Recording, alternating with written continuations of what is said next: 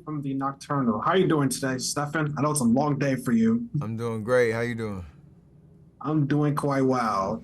Now, I got a chance to see the documentary. I love everything that was on there, including the behind the scenes footage. So, how did y'all approach this as opposed to maybe these days we see a lot of networks creating TV shows out of basketball players or athletes? So, what was the approach for this one? Um, I mean, obviously, it started centered around the origin story of me at Davis in college, and those formative years that kind of helped develop me and the person and the player athlete that I am. But we wanted to kind of do it in a way that took a deep dive into those days, to kind of understand what the underrated mindset is, not just from my perspective, but from all the people that have been a part of my journey throughout the years, especially those 3 years at Davidson. So from, my coaches, teammates, people from the Davidson community, people that saw me grow up in Charlotte, they've all been impacted in a lot of different ways. And hearing them kind of talk about, what they learned, what they saw, what they took away from, how it changed their lives, I think it's something that makes this resonate outside of just basketball.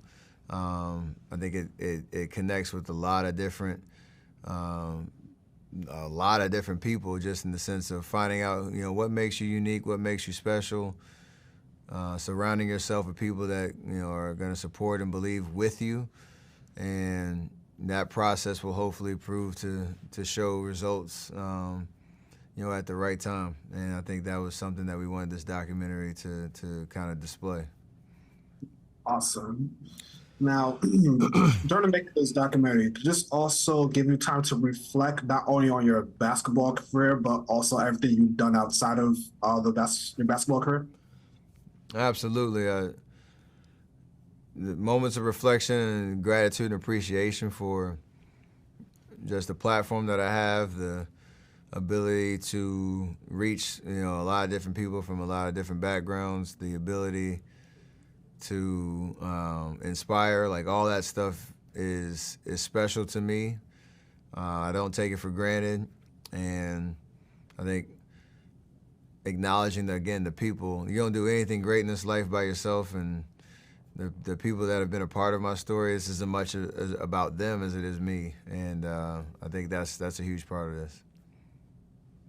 My final one for you.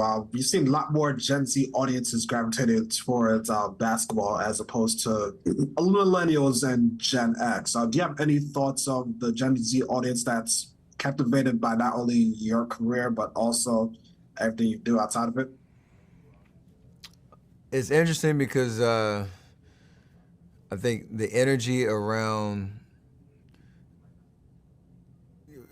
finding like those connective tissues with, whether it's hoop heads who just love the basketball, whether it's people who know my passion for for the game of golf, and are just either getting into it or getting introduced to it, or whatever the case is, whether it's philanthropy, like all the different things, and how you create like the well-rounded, presence on and off the court.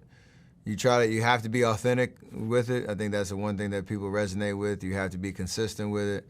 And I think it's not just about me. Again, it's about trying to uplift people from and create opportunity any way that I can. So I hope that resonates with the young generation. I hope that it inspires them to find ways to do that, for themselves at whatever level, because all of them are good enough, and I think that's something that's important to me.